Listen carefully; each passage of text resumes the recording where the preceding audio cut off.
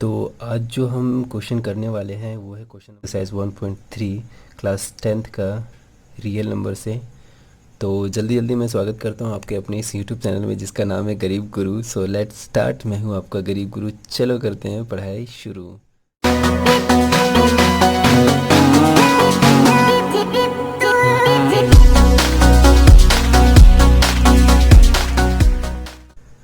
तो ये है क्वेश्चन नंबर 3 एक्सरसाइज 1.3 का। इसके 3 क्वेश्चन है यहाँ पे, ठीक है। 1/√3, 7/5, 6 + √2। इन तीनों को हमें क्या प्रूव करना है? इरेशनल नंबर है, ये प्रूव करना है, ठीक है। तो एक एक करके हम क्वेश्चन को सॉल्व करते हैं। तो सबसे पहला जो हमारा क्वेश्चन है वो है 1/√2 का। तो हम जानते हैं ऐसे क्वेश्चन जो हमें इरेशनल नंबर प्रूव करने हैं वो कॉन्ट्राडिक्शन मेथड का यूज़ करना पड़ता है। तो सबसे पहले एक प्यारी सी लाइन लिखते हैं यहाँ पे, बाय कॉन्ट्राडिक्शन, ठीक है। हम जानते हैं अगर ये जो इरेशनल नंबर प्रूव करना है तो सबसे पहले हमें इसको जस्ट इरेशनल नंबर का अपोजिट उसको रेशनल नंबर मानते हैं, ठीक है। तो उसके लिए हम एक और प्यारी सी लाइन लिख रहे हैं, let us assume 1/√2 is a rational number. तो कोई भी अगर रेशनल नंबर अगर होता है यहाँ पे, ठीक है, तो किस फॉर्म में होता है? वो a/b के फॉर्म में होता है या p/q के फॉर्म में भी लिख सकते हो। तो उसके लिए क्या हम एक और प्यारी सी लाइन लिख सकते हैं, सच दैट 1/√2 = a/b, ठीक है। क्योंकि अगर ये रेशनल नंबर है, इसको अगर हमने रेशनल नंबर माना है तो किस फॉर्म में होगा? a/b के फॉर्म में होगा, ठीक है। अब यहाँ पे जो a और b जो है वो क्या है? हमारा एक को प्राइम इंटीजर्स है। को प्राइम इंटीजर्स के बारे में भी अब जानते हैं कि को प्राइम इंटीजर्स किसे कहते हैं? वो नंबर होता है जिसका हाईएस्ट कॉमन फैक्टर क्या होता है? सिर्फ 1 होता है। यानी कि a और b ऐसे नंबर है जिनका हाईएस्ट कॉमन फैक्टर क्या है? सिर्फ 1 है। b is not equal to 0। ये भी एक प्यारी सी छोटी सी लाइन है, उसको भी आप लिख सकते हैं यहाँ पे। अब क्या करते हैं, हम इसको रीअरेंज करते हैं यहाँ पे। इसको इक्वेशन को हम क्या करते हैं? रीअरेंज करते हैं। अब यहाँ पे आप पूछोगे रीअरेंज करने की क्या ज़रूरत है? तो रीअरेंज करने की ज़रूरत ये है क्योंकि यहाँ से हमें √2 को क्या करना है? इक्वल के एक तरफ लाना है, बाकी सारे नंबर को दूसरी तरफ कर देना है, ठीक है। अब ये क्यों ज़रूरी है? √2 को ही क्यों ज़रूरी है एक तरफ लाने के लिए इक्वल?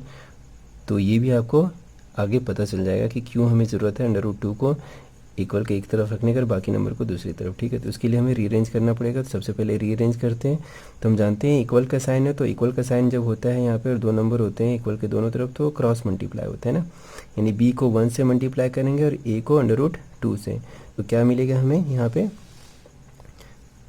इसकी जगह पे क्या मिलेगा हमें यहाँ पे कि b को 1 से करेंगे तो क्या होगा? यहाँ पे b होगा, और 2 को √2 को a से करेंगे तो √2a होगा, है ना।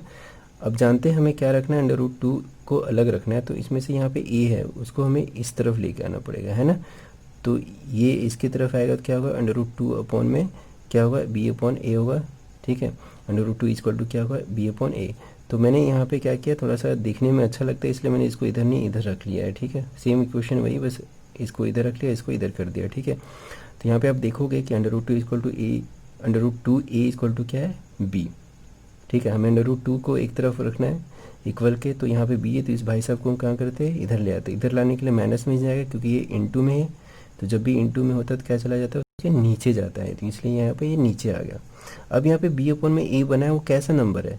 तो हम जानते हैं b भी कोई इंटीजर है, a भी कोई इंटीजर है और ये p/q के फॉर्म में है ना। यानी कि जो रेशनल नंबर होता है उसके फॉर्म में, दैट मीन्स ये जो पूरा होगा वो रेशनल नंबर होगा। तो ये जो हमारा होगा रेशनल नंबर होगा, और ये √2 फिर क्या होगा? ये तो ये भी रेशनल नंबर हो जाएगा क्योंकि ऐसा ही होता है ना कि अगर इक्वल के इधर 2 है तो इधर भी 2 होगा, ठीक है। तो अगर इधर का रेशनल नंबर तो ये भी रेशनल नंबर होना चाहिए। बट क्या ये सच बात है? सच में ऐसा हो सकता है, होता है, मतलब होगा यहाँ पे या नहीं होगा? उसके लिए भी हम देखते हैं क्या होता है।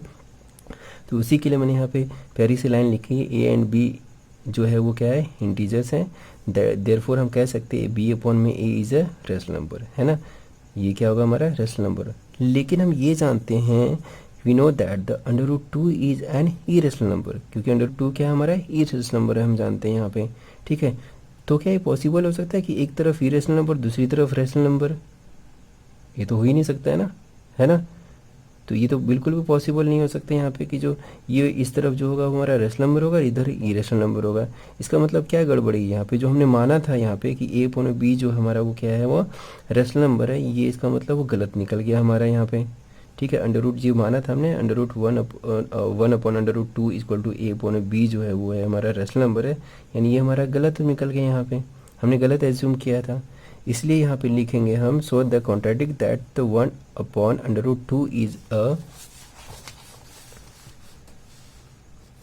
Rational number is incorrect, hence 1/√2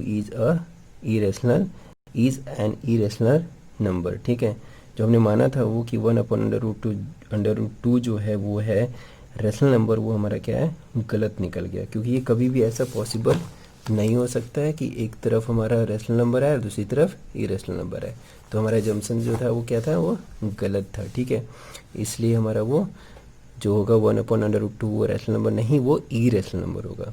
ठीक है, तो ये था क्वेश्चन नंबर थर्ड का first, and next question number second है थर्ड का। ठीक है, तो इसमें भी हम देखते हैं कि इसको भी क्या मानेंगे, बाय कॉन्ट्राडिक्शन मेथड।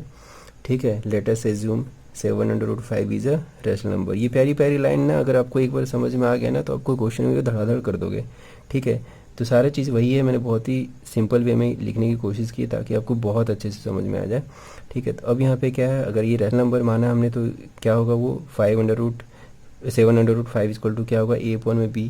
ठीक है, अगर कोई रेशनल नंबर है दैट मीन्स वो किस फॉर्म में होता है, a/b के फॉर्म में होता है। फिर से हम वो प्यारी लाइन लिखेंगे, where a and b are the coprime integers and b is not equal to 0।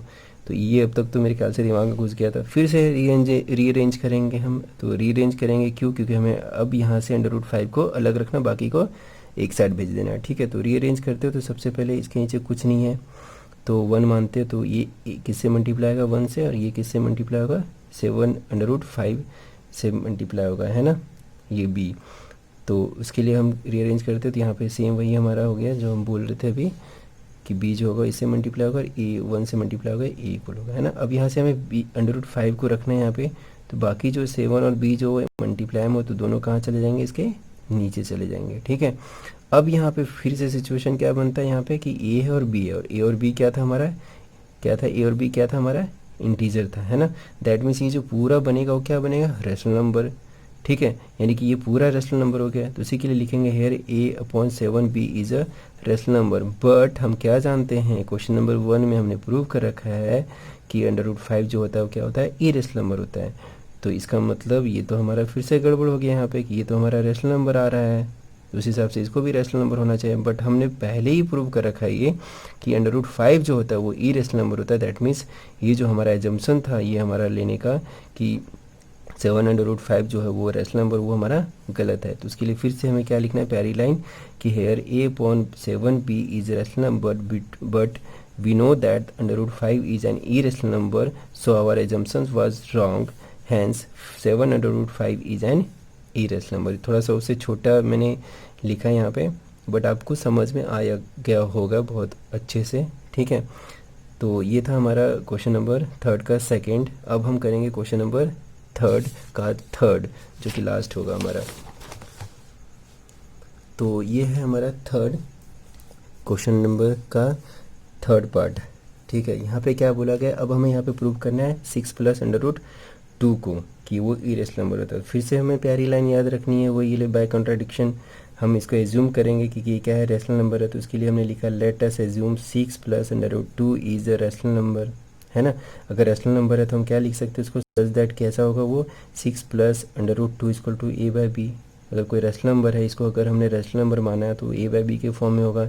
अब ये भी हम जानते हैं यहाँ पे एक छोटी सी और प्यारी सी लाइन कि a और b जो है कैसे नंबर होंगे यहाँ पे, where a and b are coprime number, where b is not equal to 0। ठीक है, अब फिर से हम इसको अरेंज कर लेते हैं, और यहाँ पे अब कौन सा नंबर को हमें अलग रखना है, बिल्कुल सही जवाब, √2 को अलग रखना है ना यहाँ पे। तो इसको अरेंज करते हैं सबसे पहले, तो अरेंज करेंगे तो ये क्या होगा, इससे भी मल्टीप्लाई होगा, और ये जो होगा वो इससे भी मल्टीप्लाई होगा। ठीक है, क्योंकि यहाँ पे क्या है, इसके नीचे 1 है, तो ये जो होगा इससे मल्टीप्लाई होगा, क्रॉस मल्टीप्लाई अगर करेंगे तो ये जो b होगा इन दोनों से मल्टीप्लाई होगा। तो इसके लिए सबसे पहले अरेंज करते हैं यहाँ पे। तो मैंने अरेंज किया यहाँ पे, b जो 6 से भी मल्टीप्लाई हुआ और b जो है वो √2 से भी मल्टीप्लाई हुआ इक्वल टू a।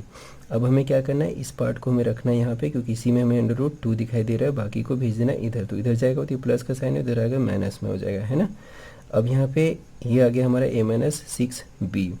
अब क्या करेंगे, यहाँ पे √2 है उसको रखेंगे, बाकी को भेज देंगे इधर। तो यहाँ पे बचा था एक ही b, तो b कहाँ जाएगा, इधर तो नहीं जाएगा, उसके नीचे आएगा, क्योंकि ये मल्टीप्लाई में है ना। इसके बारे में बहुत अच्छे से जानते हो। ठीक है, तो बच गया हमारा यहाँ पे √2। 2 और इक्वल टू क्या हुआ यहाँ पे a माइनस 6b अपॉन में b। अब फिर से हम जानते हैं यहाँ पे पहली लाइन कि a और b जो हमारा क्या है वो इंटीजर्स है। Here a and b are integers, therefore a minus 6b upon में b is a rational number. यानी अगर कोई इंटीजर है तो इसका मतलब क्या है, यहाँ पे कोई इंटीजर्स है तो ये a बाई बी के फॉर्म में अगर सॉल्व होगा तो a बाई बी के फॉर्म में आएगा, दैट मीन्स ये पूरा रेशनल नंबर हो जाएगा। ठीक है, तो ये अगर रेशनल नंबर है और इधर जो हमारा वो क्या है, हमारा अंडर रूट 2 है, जबकि वो क्या है, वो इरेशनल नंबर है। तो क्या ये पॉसिबल है? नहीं। यानी जो हम फिर से हमने वही बात की, यहाँ पे जो हमने एज्यूम किया था कि ये जो हमारा रेशनल नंबर है वो कुछ गड़बड़ होता हुआ दिखाई दे रहा है। ठीक है, उसी के लिए हमने यहाँ पे लिखा है यहाँ पे कि जो ये हमारा वो है वो रेशनल नंबर है, बट हम जानते हैं, but we know that the under root 2 is an irrational number के लिए यहाँ पे प्यारी सी लाइन लिखी हुई है यहाँ पे, so the contradict that the 6 plus under root 2 is a rational number is incorrect, hence 6 plus under root 2 is an irrational number. तो ये था। तो आई होप आपको ये वीडियो पसंद आई होगी। अगर पसंद आई होगी तो लाइक कर दीजिएगा, कमेंट बॉक्स में जा करके कोई कमेंट कर दीजिएगा, और अगर चैनल पर नए हो तो सब्सक्राइब कर दीजिएगा। थैंक यू सो मच, अपना ख्याल रखिए, जय हिंद।